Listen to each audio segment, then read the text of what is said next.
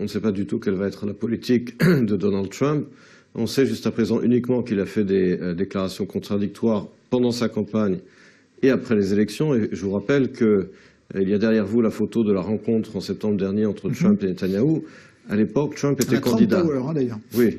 D'abord, c'était chez lui. À l'époque, il était candidat. Aujourd'hui, il est président, il est chef d'État. Il a les intérêts d'une superpuissance à défendre, avec toute la complexité et les intérêts contradictoires des États-Unis sur la scène internationale. Donc, ce n'est plus du tout le même contexte.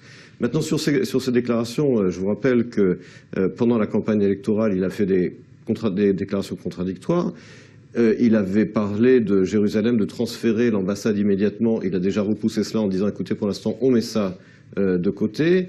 Sur la question des implantations, il a fait une déclaration en disant qu'elle n'était pas helpful, elle n'aidait pas la cause de la paix. On ne sait pas quelle va être sa position là-dessus non plus. Donc en fait, ça va être une rencontre dans laquelle, paradoxalement, Netanyahou va être en difficulté. Pourquoi est-ce que je dis ça? Parce que sous Obama, il avait l'excuse idéale, le prétexte idéal vis-à-vis de sa coalition pour dire, bien écoutez, je ne peux pas construire à cause d'Obama. Tout était à cause d'Obama. Si Trump lui donne un chèque en blanc, on ne sait pas, un chèque ouvert, quelle sera son excuse? Quelles seront ses explications?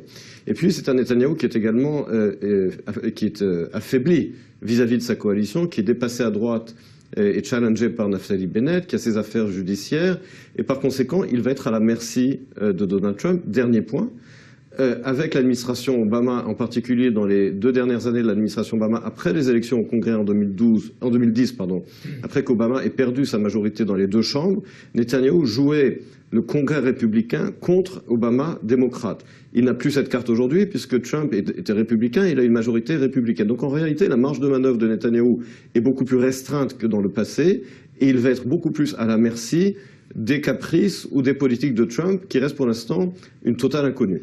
Alors justement,